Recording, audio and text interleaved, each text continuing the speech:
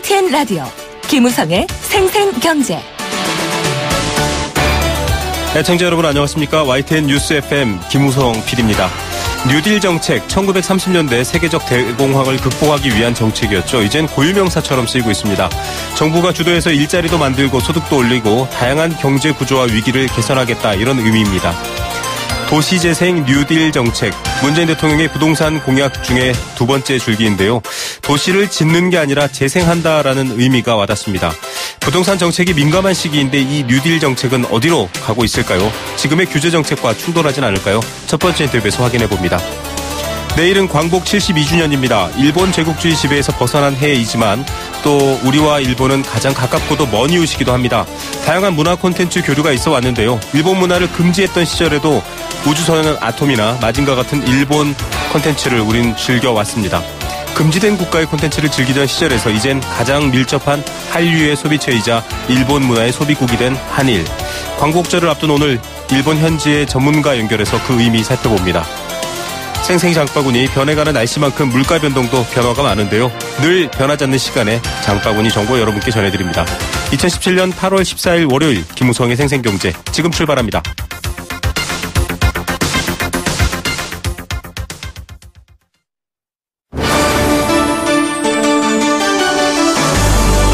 YTN 라디오 김우성의 생생경제.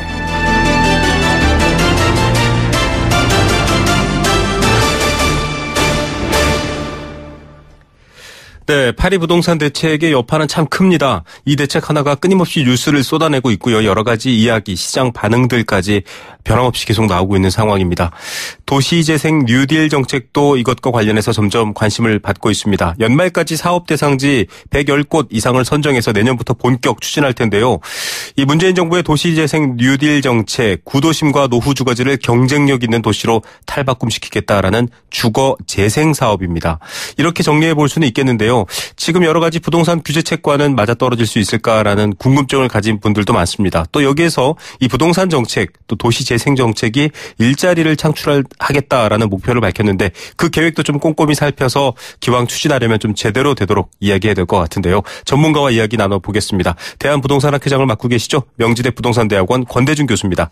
교수님 안녕하십니까? 네, 안녕하세요. 예, 문재인 정부 공약이기도 했습니다. 지금 추진하고 있는데 도시재생 뉴딜 정책 시행한다 이렇게 발표했거든요. 네. 뉴딜하면 사실 뭐 댐 짓고 대공황 시기에 대규모 이제 일자리 만든다 이런 기억으로만 있는데 도시재생과 뉴딜 정책 좀 잘 안 와닿기도 한데 이거 뭐라고 봐야 될까요? 네, 이 뉴딜 정책은 이제 지금까지는 민간 사업자 방식으로 맡겼던 그 재개발 재건축 같은 정비 사업뿐이 아니라 네. 노산단이나 또는 이거 상업지구 같은 걸 개발하는데 네. 정부가 직접 개입하고 또 도시 기반 시설 등 또 자금도 공유해주는 네. 마중물로서 공유해주는 그런 정책이라고 보이고요. 네네.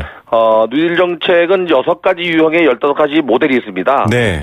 지금까지는 이제 도시 및 주거환경 정비법에 의해서 우리가 주택 재개발 사업이나 주택 재건축 사업, 도시환경 정비 사업, 또 주거환경 개선 사업, 그리고 이제 가로주택 정비 사업 이렇게 6가지 사업이 있었는데요. 네네. 이 정비 사업은 물론 포함해서 정비 사업 보완형이라는 게 하나 있고요. 네. 두 번째는 저층 주거지를 정비하고 매입하는 형이 있습니다. 네. 그리고 이제 역세권을 개발하는 형태가 있고, 네네. 또 사회 통합으로 농어촌을 개발하는 게 있고요. 네. 그다음에 이제 정부가 가지고 있는 국공유지를 활용해서 한국주택을 공급했듯이 역시 국공유지를 활용해서 이전 지역이나 적지에 주택을 공급하듯이 개선하는 방법이 있고요. 네. 마지막으로 이제 혁신공간 창출형이라 해서 도시에 활력을 넣어주기 위해서 거점을 개발하는 게 있습니다. 네. 산업단지처럼 이렇게 6가지 유형이 있고 그 속에 세분화해서 이제 15가지 모델이 있습니다. 네. 이거는 사실 문재인 정부가 거의 다른 정책보다도 우선해서 가장 심혈을 기울여서 내놓은 정책입니다. 예. 자, 지금 쭉 설명해 준 것만큼 세분화되어 있다라는 인식 많이 받으셨을 것 같고요. 낡은 주택가 혹은 좀 빈민가 이런 곳을 확 밀어버리고 아파트를 올리던 곳과는 좀 다른 느낌이다 이렇게 다가오거든요. 네. 이 방향성도 결국은 어떤 투기라든지 지금 부동산 정책의 핵심과 충돌하지 않겠다라는 취지 때문에 이렇게 세운 거겠죠? 그렇죠. 8월 2일 날 나온 대책 중에서도 전문가들이 강남 4구 정도가 투기과열지구로 지정할 걸로 봤는데 네. 서울 전역을 투기과열지구로 묶으면서 11군데가 투기지역으로 묶였죠. 이렇게 했던 이유 중에 하나가 바로 이제 이렇게 도시재생 뉴딜 정책으로 인해서 강북 지역까지 집가가 상승하는 걸 막기 위해서 했던 것 같습니다. 네. 그래서 이번 정책은 뭐 예전에 그 박원순 시장이 일부 추진하던 사업과 또 학자들이 추진하는 것들을 어우러서 만들어 놓은 건데요. 네네. 이웃 나라인 일본은 이거를 미리 우리보다 먼저 진행하고 있었습니다. 아, 일본은 먼저 했었군요. 네, 그래서 지금까지는 철거하고 새로 짓는 것보다는 네. 새롭게 건물 짓게 되면 재정착률이 20%도 안 되거든요. 네네. 그런데 이제 앞으로는 살고 있는 사람들의 거주자 중심의 정비 사업을 하겠다, 도시 사업을 하겠다는 거 취지라고 보면 됩니다. 예, 기존에 있던 주민들이 원주민들이 나가는 이런 문제들까지도 좀 포용하겠다라는 건데 네. 지금 말씀하셨던 것처럼 사실 부동산 규제를 서울 전역으로 지금 이 투기 과열 지구가 지정되기도 했고 뭐 여러 가지 조정 지역까지 확대되면서 이거 제대로 될 수 있나 이런 좀 의구심들이 많이 생기고 있거든요. 서울은 제외되는 것 아닌가 이런 얘기도 있던데요. 어떻게 보십니까? 지금 서울을 제외한 것은 조금 전에 말씀드린 대로 이제 그 집가 상승을 미연에 방지하기 위해서 네. 아마 잠시 뺀 거지 뭐 집권 5년 동안 안 하겠다는 건 아닌 것 같고요. 네네. 네. 그리고 또 특히 이제 정비 사업이 지금까지 대규모로 이루어졌다라면은 네네. 이 도시 재생 사업은 이제 소규모도 할 수 있다는 거거든요. 아, 네. 내년도 2018년 2월 9일부터 시행하는 빈집 및 소규모 주택 정비 사업 특례법이라고 있어요. 네네. 여기에 보면 두 가구도 재개발 재건축할 수 있습니다. 이제. 두 가구도요. 네, 두 가구 이상만 되면 네. 이렇게 이제 소규모로 빈집 자율정비 사업 구역이라든지 또는 그 빈집을 활용한 사업이라든지 네. 또는 뭐 소규모 정비 사업처럼 다양한 정비 사업을 도입한 취지라고 보여집니다. 예. 네. 자, 교수님 말씀해 주신 것처럼 지금 좀 다양한 방식으로 원주민의 기존 문화, 상권 이런 것들을 지키면서 도시를 좀 개선하겠다 이런 의미인데 문제는 사실 지금 뭐 정부 주도형으로 정부 예산이 들어가야 하지 않습니까, 교수님? 네. 그런데 기존에는 재개발 지구라든지 여러 가지 조합들이 만들어지고 건설사의 자본이 들어와서 아파트가 올라가고 이런 방식이었는데 네. 이게 지금 정부의 돈만으로 좀 다 소화가 가능한가? 일단 이런 의문부터 드시는 분들이 있을 텐데요.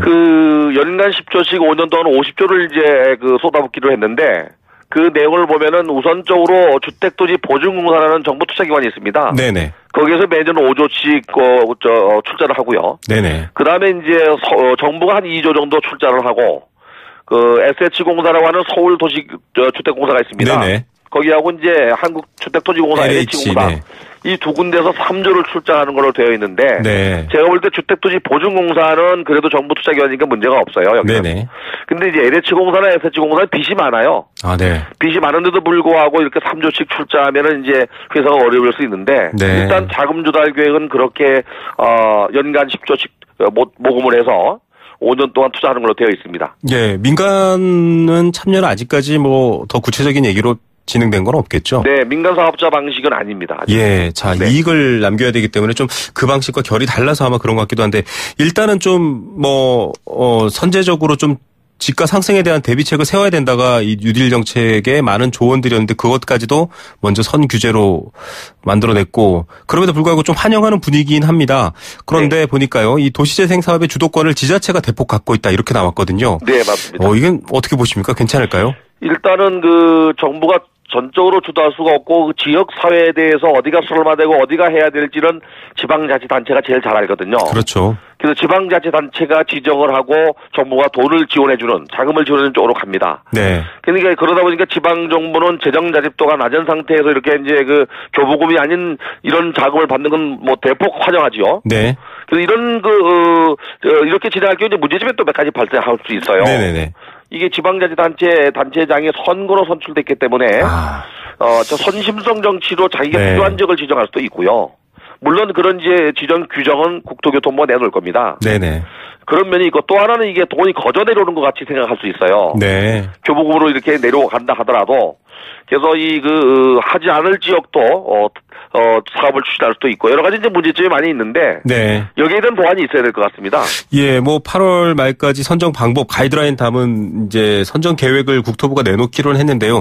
교수님께서 보시기에 이거 취지라든지 여러 가지 또 재원만 마련된다면 환영할 일이긴 한데 어떤 부분들 좀 이렇게 원칙적으로 한 두세 가지 한번 지적해 주신다면요.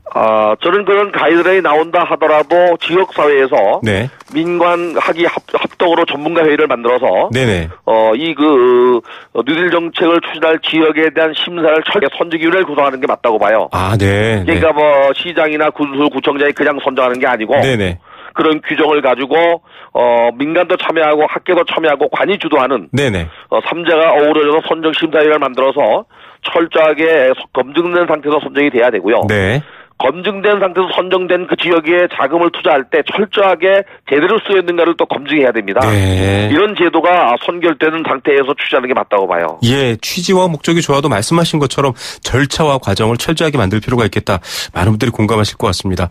네. 지금 일단 보통 기존의 방식으로 했을 때는 이제 원주민이 한 20%밖에 없기 때문에 이제 다 좀 보존하는 방식이다 이런 의미가 다가오긴 하는데 그럼에도 불구하고 젠트리피케이션 얘기가 나오고 있거든요.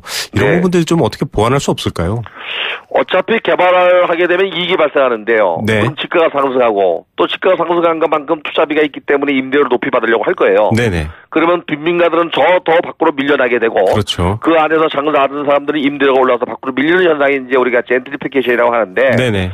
이걸 미연에 방지할 수 있는 장치가 바로 상가의 건물 임대차 보호법입니다. 임대차 보호법. 네, 이게 5년 동안은 장사를 할 수 있게 돼 있거든요. 네네. 이걸 철저하게 지키기만 해도 이 젠트리피케이션에 대한 피해는 줄일 수 있어요. 네. 이거 말고도 집값 상승이나 주변 지역의 임대료 상승을 억제할 수 있는 대책은 필요해요, 꼭. 예, 맞습니다. 이 뜻하지 않은 부작용이라고까지 표현되는 건 그만큼의 이유가 있겠죠. 집값 상승이라든지 또 상가 임대차 보호를 못 받는 부분들 이런 것들에 대한 대책은 필요할 것 같습니다. 지금 정부가 일단 투기에 대해서 큰 칼을 빼들었습니다. 여러 가지 시장 영향을 받고 있는데 교수님 전반적으로 지금 파리 대책부터 이제 뉴딜 도시 재생 뉴딜까지 다양한 이제 부동산 정책들이 시동을 걸어놓은 상태인데요. 좀 어떤 것들 보완해야 할까요? 좀 민간 참여 방법도 고민해야 될 것 같고요.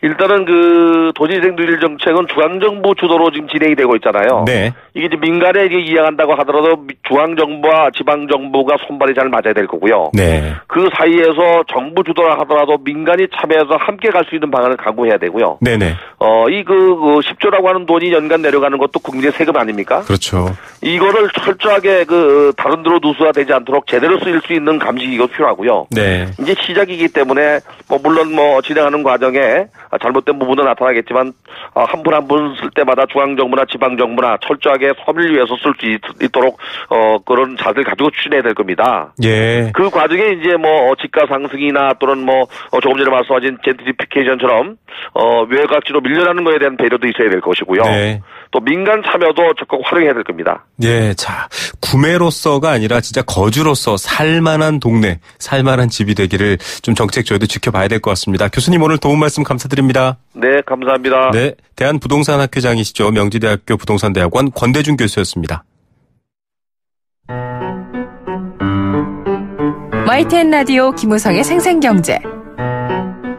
네, 함께 느끼는 우리 경제 공감사전입니다. 여러분들과 함께 공감사전 만들어가고 있습니다. 사전처럼 아마 1년, 2년 지금 다 돼가고 있는데요. 더 쌓이면 진짜 두꺼운 사전이 될 것 같습니다. 나는 이 이슈에 대해서, 이 단어에 대해서, 이 정책에 대해서 이렇게 생각한다. 여러분들의 의견도 보내주십시오. 단문 50원, 장문 100원의 정보 이용료 부과됩니다. 샵 0945번 문자로 참여해 주시면 되겠고요. 참여해 주시면 도심 속 꿈의 놀이터 일산 원마운트에서 워터파크, 스노우파크 이용권 선물로 드리고 있습니다. 오늘의 공감사전 주제는 도시재생 뉴딜 사업입니다. 도시재생은 앞서도 얘기 드렸다시피 산업구조의 변화로 신도시 위주의 도시로 확장되면서 기존의 도시가 낙후됩니다. 개발도 안 되고요. 낡은 집들도 슬럼과 범죄 위험까지 있었다 이런 얘기까지 있는데요. 이런 것들을 좀 새롭게 부흥시키기 위한 도시 사업을 의미합니다. 거기에 뉴딜을 붙였습니다. 뉴딜, 미국의 32대 대통령 루즈벨트의 지도 아래 대공황을 극복한 경제 부흥 정책이었죠. 돈을 투자해서 쇠퇴한 도시에 활력을 불어넣어서 일자리도 만들고 그로 인해서 여러 가지 순환도 만들고 또 공간도 깨끗하게 재생하겠다 이런 게 바로 정부의 의지입니다. 그런데 역시 투기, 부동산 지가 상승 여러 가지 문제가 생길 수 있겠죠. 원주민들이 쫓겨날 수도 있고요. 이런 것들까지 보완하겠다라고 지금 대안을 세워놨는데요. 제대로 가고 있을지 제대로 가고 있는지 여러분들도 꼼꼼하게 같이 점검해야 되겠다. 앞서 인터뷰에서 그런 얘기 나왔습니다. 여러분들의 의견도 듣겠습니다. 다양한 의견들 보내주십시오.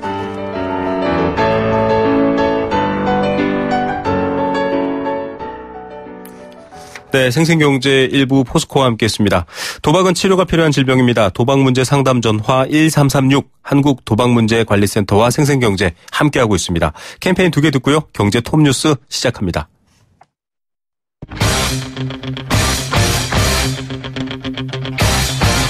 지금 가장 뜨거운 경제 소식. 경제 톱 뉴스. 네, 현재 시각 3시 26분 30초 지나고 있습니다. 이 시각 주요 경제 뉴스 뭘까요? 이데일리 권소연 기자 연결해서 알아봅니다. 안녕하십니까? 네, 안녕하세요. 예, 가계부채 대책 때문이겠지만 은행 문턱 높아지고 있는데 이금융권 대출을 받더니 꽤 늘었다고요? 네, 지난 6월 말 기준으로 보면 비은행 금융기관 여신 잔액이 763조 7천억 원 수준이었는데요. 여기에는 대부업체는 들어가지 않고요. 상호금융, 새마을금고, 저축은행, 신용협동조합, 생명보험사 이런 것들이 포함되어 있습니다. 네. 작년 말과 비교해보면 상반기에 39조 1,499억 원 증가한 건데요. 이 증가폭만 놓고 보면 작년 상반기보다는 4조 2,600억 원가량 많은 거고요. 작년 하반기 52조 8천억 원 늘어났는데 그때 이어서 이제 사상 두 번째 수준입니다. 네. 보니까 상호금융에서 13조 2,600억 원가량 늘었고요. 또 자산운용사, 새마을금고 이런 곳에서도 각각 11조 원, 7조 원 정도 증가했습니다. 이렇게 은행이 아닌 이금융권 여신이 많이 늘어난 것은 워낙에 장외대선 이후로 부동산값 뛰었잖아요. 맞습니다. 부동산 투자에 의한 주택담보대출 증가했고 또 사업자금이나 생활비를 위한 대출 수요도 꾸준했습니다. 다만 이 이금융권 같은 경우에는 은행보다 금리가 높거든요. 그래서 은행 문턱을 넘지 못한 저소득층이나 자영업자 등이 많이 이용하는데 아무래도 이제 금리가 오르면 이 금융권에서 부실이 발생할 가능성이 더 높습니다. 지금 한국은행이 계속 금리 인상 기조를 좀 시사하고 있는 상황이어서 네. 이 금융권 가계부채 관리 좀 필요하다 이런 지적도 나옵니다.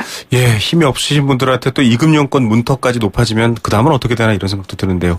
자, 북한 도발이 심상치 않다라는 뉴스 지금 헤드라인으로 계속 나가고 있습니다. 금융시장은 어떤 상황입니까?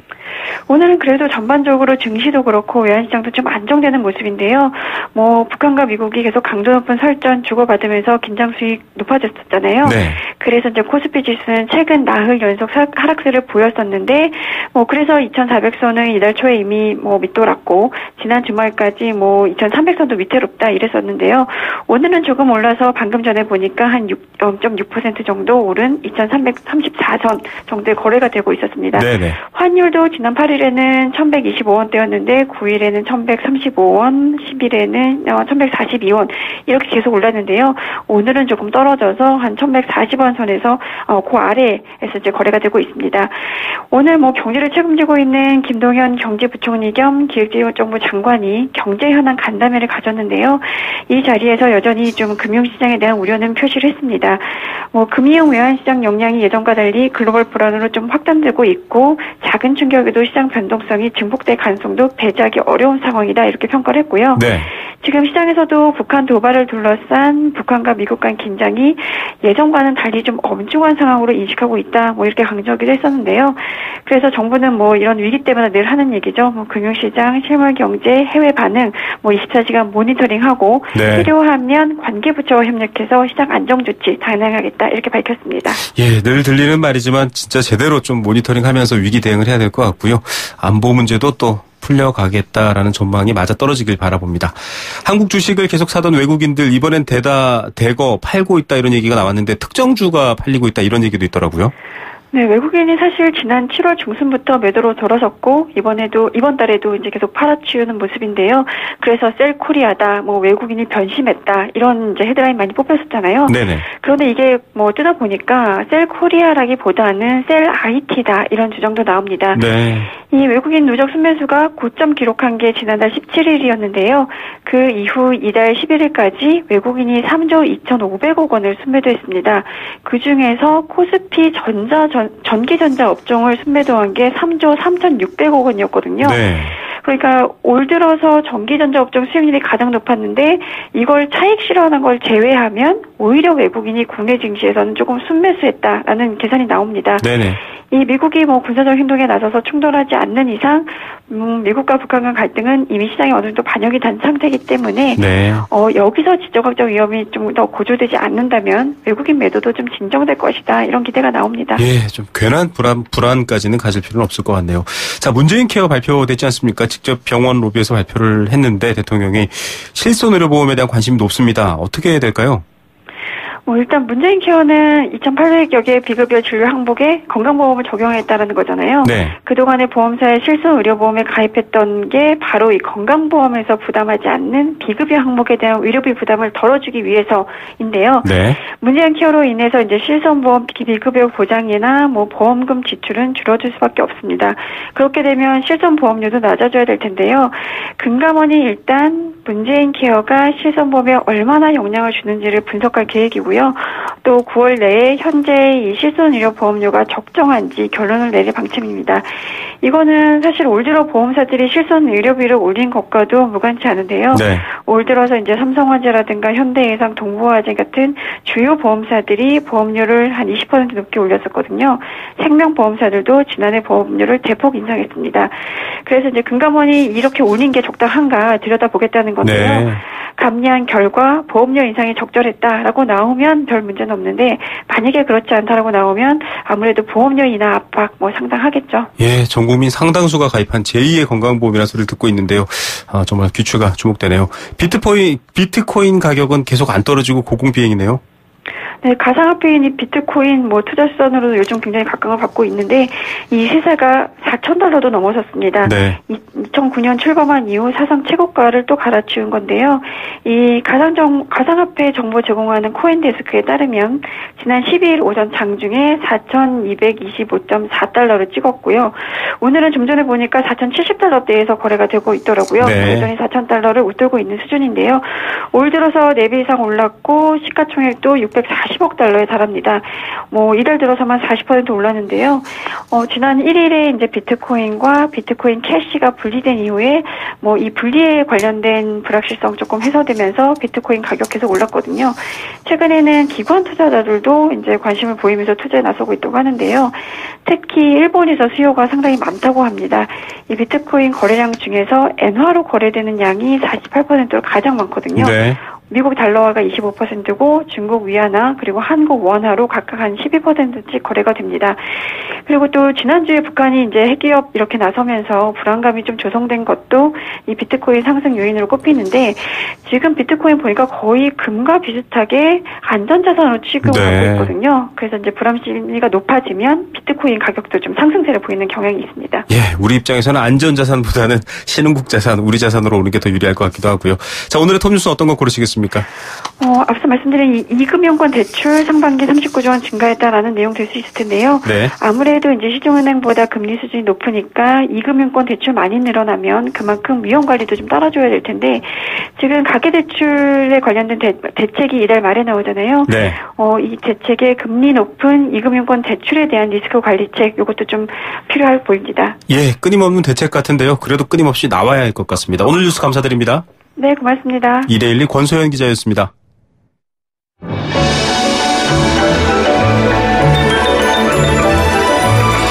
오늘의 경제를 들여다보는 시원한 창. YTN 라디오 김호성의 생생경제. 생생인터뷰. 네, 내일이 광복절이죠. 오늘 그와 관련된 문화 콘텐츠 관련된 주제 다루려고 합니다. 좀 바보 같은 질문일 수도 있는데요. 만화 주인공, 우주소년 아톰, 마징가. 이들의 국적이 어디일까요? 국적이라고 말하면 좀 이상할 테고요. 이 애니메이션들은 전부 일본에서 제작된 것들입니다. 공식적으로 사실 우리나라에서는 일본 문화 콘텐츠, 이런 만화들을 포함해서 많은 것들이 금지됐었는데요.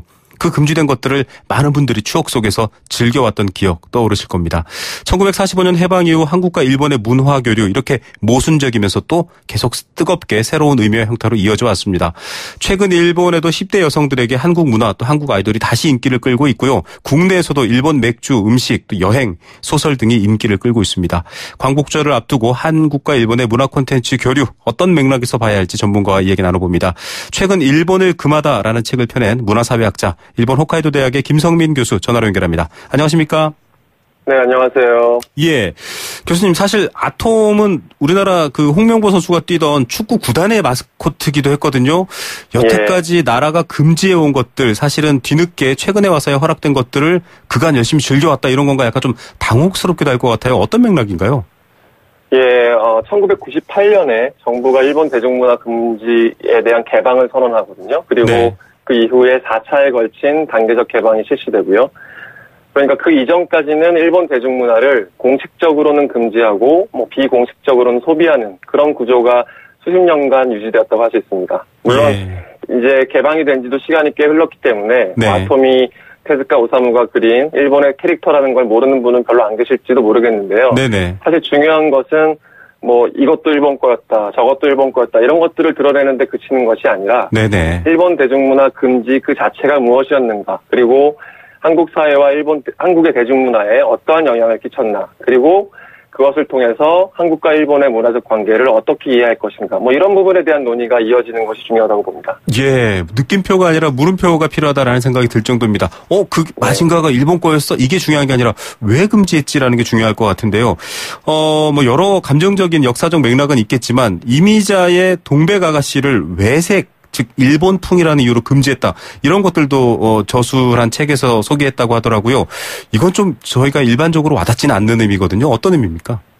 네, 얼마 전에 비밀의 숲이라는 드라마가 있었잖아요. 네네. 거기 마지막 회에 보면 뭐 검사인 이창준이 법정에서 동백 아가씨 어디가 외색인지, 어디가 해로워서 금지곡이 되었는지 내내 의문이었다, 뭐 이렇게 말하는 장면이 나와요. 네네. 물론 뭐 드라마에서는 그 의문을 풀지 못하고 죽기는 했는데요. 사실 일본 대중문화 금지 그 자체는 일제에 의해서 금지되었던 언어와 문화를 되찾는 과정에서 일어난 것이라고 할 수 있습니다. 네. 뭐 탈식민화에 대한 사회적 요구가 투영된 것이었기도 했고요. 네네. 그건 사실은 제국주의로부터 해방된 수많은 나라들에서 흔히 볼 수 있는 보편적인 현상이라고도 할 수 있거든요. 네. 그런데 해방 후에 한국의 특수한 정치 사회적 상황이 이어지면서 일본으로부터 자유로워지기 위해서 시작한 일본 문화에 대한 금지가 오히려 한국인들 스스로를 억압하는 아이러니가 생겨나기 시작한 거예요. 네. 그러니까 100만 장도 넘게 팔린 말 그대로 국민가요였던 동백 아가씨가 어느 날 갑자기 외색이라는 이유로 금지돼요. 그리고 방송에서도 들을 수 없고 부르지도 못하는 그런 상황들이 벌어지는데 네네. 이 노래의 어디가 외색이고 왜 해로운지에 대해서 알려고 하는 것 자체가 금지된 뭐 그런 상황들에 놓이는 거거든요. 그러니까 동백 아가씨에 대한 의문을 풀기 위해서는 일본 대중문화 금지 그 자체에 대해서 알아야 된다. 뭐 이런 문제의식을 가질 수 있겠죠. 예. 자, 무언가 끊임없이 정부는 금지를 했습니다. 그게 대중문화건 노래건 혹은 뭐 어떤 국적을 갖고 있는 콘텐츠건 금지를 해왔다라는 건 뭐 역사적 맥락은 얘기도 했지만 그 의도도 사실은 좀 또다시 물음표를 가져야 된다 이런 생각이 들 텐데 일본을 금하다라는 책이 일본에서도 이와나미라는 유명한 출판사에도 나오고 한국에서도 지금 출판이 됐습니다. 뭐 많은 언론들이 보도를 했는데 해방부터 근래까지 굉장히 긴 시간을 이 일본을 금지했던 것, 또 혹은 금지에 대한 것들을 다뤄왔던데요. 굉장히 긴 시간입니다. 혹시 뭐 이런 긴 시간을 통틀어서 볼 수 있는 어떤 특징이나 뭐 맥락이 있나요? 예, 일본에서 2014년에 나온 책이 이제 이번에 한국에서 그랑아리를 통해서 나오게 되었는데요. 네. 이 책은 앞서서 제가 말씀드린 문제의식 위에서 일본 대중문화 금지라는 현상이 어떻게 구축되었고 또 어떠한 구조를 가지고 작동하였고 또 어떻게 해체되었는가 이런 질문을 가지고 말하자면 3부 구조로 되어 있어요. 네네. 그러니까 단순히 금지되고 억압되는 과정만이 아니라 한국 사회가 어떻게 스스로의 욕망과 마주보고 그것을 드러내왔는가 하는 과정도 그 안에 포함되고요. 공식적으로는 1998년이 일본 대중문화 개방의 원년이지만 이 책에서는 한국 사회가 민주화되고 자유화되고 개방화되기 시작하는 1980년대 후반부터 일본 대중문화 금지가 다양한 방식으로 해체되었다고 말하고 있어요. 그러니까 그것은 그리고 또한 2000년대 초반에 일어난 일본의 한류의 경우에도 그러한 한국과 일본의 문화적 관계의 변화 위에서 일어난 현상이라고 보고 있고요. 예, 참 이런 뭐 단순히 금지에 머물러 있는 게 아니라 계속 변화한다라는 것도 의미가 있는데 뭐 욘사마라는 말 청취자 여러분들도 기억하실 겁니다. 그래서 서로 그렇게 왔다 갔다 했는데 혐한, 반일 이런 것들도 끊임없이 등장하거든요. 일본의 내두익 얘기도 있고 뭐 또 한국에서도 역시 반일 시위가 격화되기도 하고요. 중국과의 갈등과는 좀 맥락이 다릅니다. 이 와중에도 끊임없이 교류하고 섞이고 있거든요. 어떤 뭐 에너지가 있나요? 뭐 이런 것들에 대해서는 좀 누구 하나 명쾌히 설명해 주시는 분들은 없는데 어떻게 보십니까? 그간 한국하고 일본이 공유해온 뭐 역사적 맥락 같은 것들이 있다고 봅니다. 냉전 체제 위에서 함께 미국 또는 미국 문화를 동경했고요. 고도 성장을 통해서 비슷한 현대성을 공유했고요. 또 글로벌화 속에서 경쟁이든 협력이든 매우 밀접하게 관계할 수밖에 없었던 맥락이 있는 거죠. 그 안에서 한국과 일본은 어떤 문화적 동질감 같은 것들을 공유해 왔고요. 또 그러한 동질감이 미디어나 대중문화를 통해서 서로에게 깊숙이 스며들었고, 한류를 포함한 지금의 문화산업 같은 경우에는 그 결과물로도 볼 수 있을 것 같아요. 네. 그러니까 한국의 대중들이 수십 년 동안 금지하면서도 소비하면서 어떤 일본 문화에 대한 감수성을 가지고 있는 것처럼 일본의 대중들 역시 한국 문화에 대해서 동경과 반감을 동시에 가지면서 하지만 동시에 일상의 문화로 소비해 온 거거든요. 네. 그렇게 축적된 것들이 이제 양국의 문화적 관계를 떠받치고 있다고 보면 될 것 같습니다. 이게 지금 사실은 좀 별개의 연구하신 분야와는 다른 얘기지만 중국 같은 경우는 지금 한국 방송, 광고 이런 것들 다 가시적으로 금지했거든요. 일본과 네. 한국은 긴장 관계에 있으면서 사실 그런 조치들은 있었는지는 잘 모르겠는데요. 이를테면 공영방송에서 한국 콘텐츠를 내보내지 마라. 주요 시간에 쓰지 마라. 배우 얼굴 나온 광고를 쓰지 마라. 이런 것들은 최근에는 없었던 것 같아요. 근데 중국과 좀 다른 면이 있거든요. 좀 별개의 사안이지만 중국의 어떤 조치들을 보면 아직도 좀 공식적인 금지가 있다. 이렇게 봐야 될까요?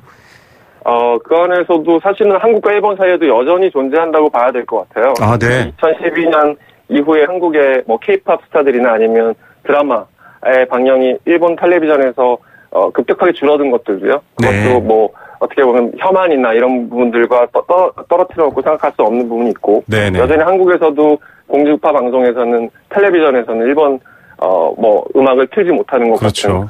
같은 공식적으로 금지하고 있다라고 얘기하진 않지만 여전히 금지의 메커니즘 같은 것들은 한국과 일본에서도 작동하고 있는 거거든요. 네. 다만 그게 중국 같은 경우에는 훨씬 더 노골적으로 드러나는 거죠. 그러니까 어떻게 보면 오래전에 한국과 일본에서 경험했던 것 같은 그런 식의 금지가 작동하고 있다고 봐야 할 것 같고요. 네네. 기본적으로 문화라는 것은 정치하고 떨어뜨려 놓고 생각할 수는 없기 때문에 네네. 항상 그런 긴장 관계가 그 안에서 흐르고 있다고 봐야 될 것 같습니다.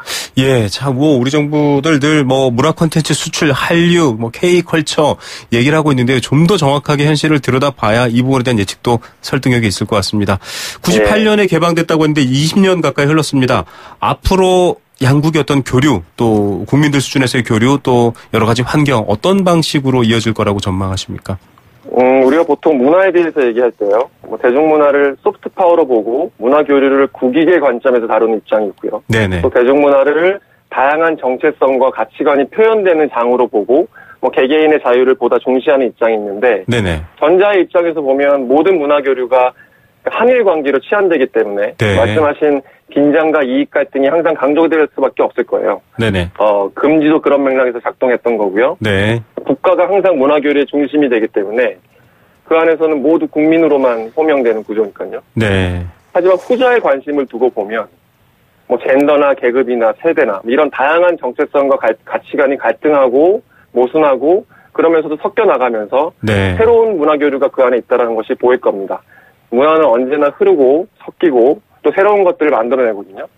그러니까 그건 한국과 일본 사이를 오가면서만 흐르는 것이 아니라 훨씬 큰 흐름 위에 있는 거고요. 네. 그러니까 개인적으로는 후자의 문화 교류가 앞으로도 더욱더 활성화될 거라고 보고요.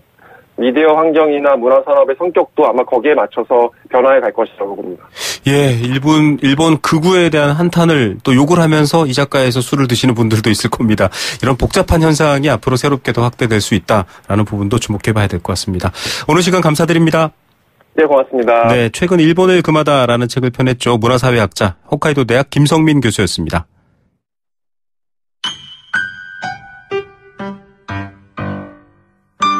행복한 살림살이 생생장바구니. 네, 국가 관계도 그렇고요. 날씨도 그렇고요. 또 사람 몸도 그렇습니다. 시시각각 변하는데요. 변하지 않는 시간이 있습니다. 바로 월요일 이 시간이죠. 이 시간에 변하는 여러 가지 물가 또 정보들 전해드립니다. 한국농수산식품유통공사 문재영 대리 전화로 연결합니다. 안녕하십니까?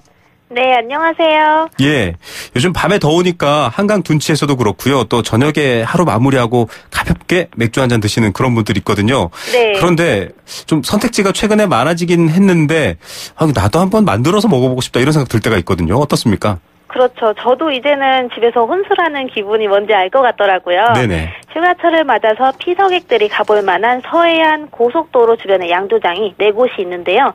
이 4곳이 안산 대부더의 그랑꽃도 와이너리, 네. 충남 당진의 신평 양조장, 한산의 소곡주 양조장, 그리고 전남 진도의 홍주가 바로 이 4곳입니다. 네. 술을 즐길 줄 알고 좋아하시는 분이라면 한 번쯤 가볼 만한 곳이라고 평가를 받고 있어요.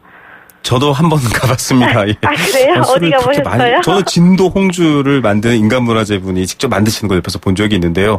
네. 자, 진도는 너무 멀고 가까운데 좀 알아보죠. 안산 그랑꽃도 와이너리 어떤 곳인가요? 예, 이 대부도 섬 안에 있는 와이너리는 그린 영농조합에서 운영하고 있는 견학장소이자 와이너리예요. 네. 원래는 포도 과수원으로 시작했는데 2001년부터 양조장으로 탈바꿈했거든요. 네. 운영하시는 대표님께서 우리나라 포도로도 충분히 가치 있는 와인을 만들 수 있다. 이렇게 해서 사업을 시작하셨다고 합니다. 예. 저 뭐 양조장에 가서 술만 살 것도 아니고 여러 가지 좀 다른 것들도 필요할 것 같은데요. 사전 예약하시면은 와인을 시음하시거나 양조장 구경하실 수 있고요. 네. 인근 서해에서 나는 지역 특산물로 만들어서 이 근사한 식사도 드실 수 있다 합니다. 네. 또 제가 오늘 이 장소를 소개해드리는 이유는 대부도가 가깝기도 하지만 8월 중순 지금이 딱 포도 따는 시기거든요. 아, 네. 이 시기부터 9월 말까지 포도 따는 체험도 함께 하실 수 있다고 해요. 예, 지금 가면 포도를 딸 수도 있고요. 그래서 신선한 또 와인 여러 가지 뭐 음식 즐길 수 있다고 합니다. 그런데 사실은 와인에 대한 선입견도 있습니다. 그렇죠. 와인은 프랑스산이지 뭐 이런 말이 있잖아요. 맞아요. 국산이 맛있나 이런 생각할 텐데 어떻습니까? 편견인가요?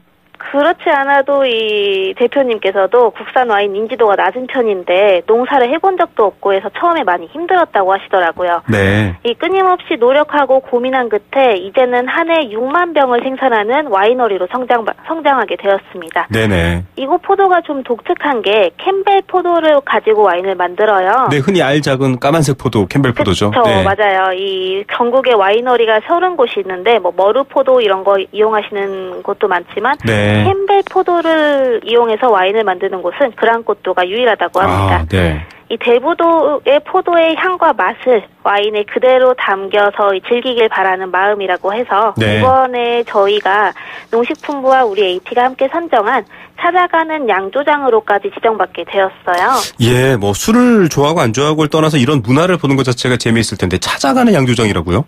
네, 이 농식품부랑 우리 유통공사가 함께 2013년도부터 진행하는 사업인데요. 네. 우리나라에는 곳곳에 다양한 전통주들이 숨겨져 있잖아요. 네네. 이 100년 역사를 가진 막걸리, 뭐 전통주, 무형문화재로 지정된 술.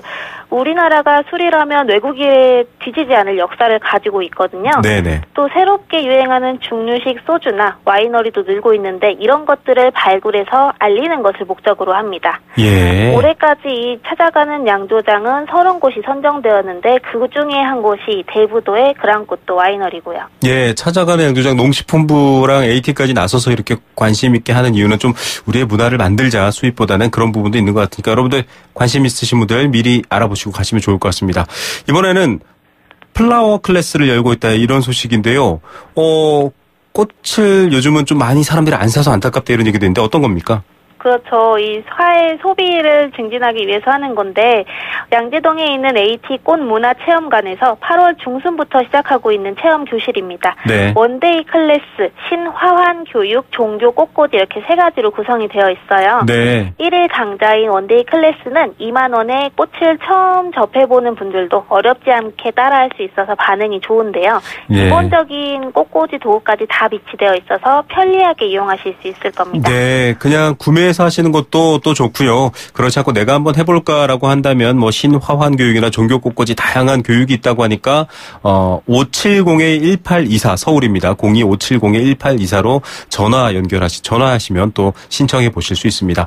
물가 동향으로 넘어가 보겠습니다. 이번 주 네. 물가 동향은 어떻습니까? 이번 주 오르는 품목은 배추와 풋고추가 있는데 두 품목 다 지금 강원지방에서 출하가 진행되고 있습니다. 네. 주중에 비가 예보되면서 작업이 좀 지연될 것 같은데요. 생육도 좋지 못한 편으로 예상되면서 가격이 소폭 오르겠습니다. 네, 좀 부담이 적은 품목도 항상 얘기해 주셨는데 제가 물어야 얘기해 주시는군요. 아, 그럴까요? 제가 네, 내려가는 품목은요?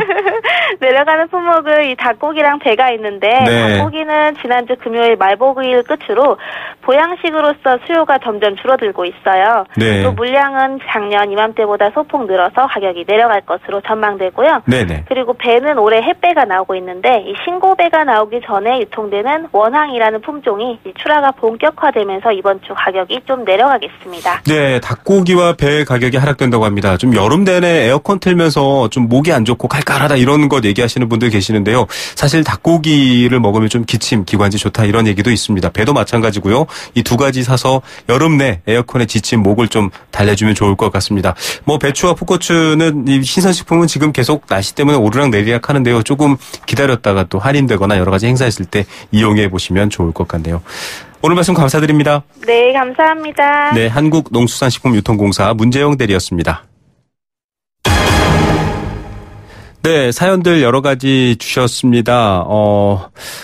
도시재생 뉴딜 사업에 대해서 얘기를 해주셨는데요. 뉴타운에서 보듯 도시재생도 원주민이 결국 떠날 수밖에 없는 거. 이게 바로 가격이 오르고 이 재생의 본 사업과는 별개로 값만 뛰고 여러 가지 임대료만 올라가기 때문인데 원주민이 좀 떠나지 않도록 그런 준비, 선제적 조치. 지금 정부가 일단 그렇게 하고 있는데요. 그런 것들이 중요하다라고 6624님이 아주 긴 문자 보내서 지적해 주셨습니다. 7292님, 아톰, 마징가 제트, 캔디, 코난 다 너무 재밌어서 봤는데 이게 일본 거였군요. 정치가 어찌됐든 문화는 서로 교류되는 것 같고요. 더 좋은 만남과 또 산업이 개발되길, 만화산업도 개발되길 이런 얘기 주셨고요. 4867님도 비슷한 의견입니다. 상대방 문화에 대한 존중 없이 우리 문화만 자랑하고 주입한다는 것도 결국 오래가지 못합니다. 한류도 그렇게 가면 안 되고 오히려 배척당할 겁니다라고 얘기하시면서 반한 감정도 조심해야겠는데요 라고 지적해 주셨습니다. 이 내일 광복절인데요. 문화 콘텐츠에 대해서 많은 분들이 좀 더 넓은 생각을 하는 게 유리하다라는 것, 경제적으로도 결론을 내볼 수 있겠네요. 의견 주신 분들 감사드립니다. 네, 생생경제 원마운트 스노우파크 티켓 4867님께 선물 보내드리겠습니다. 생생경제 포스코와 함께했고요. 도박은 치료가 필요한 질병입니다. 도박문제 상담전화 1336 한국도박문제관리센터와 함께했습니다. 내일은 쉬고요. 모레 오후 3시 10분에 뵙겠습니다. 김우성의 생생경제였습니다.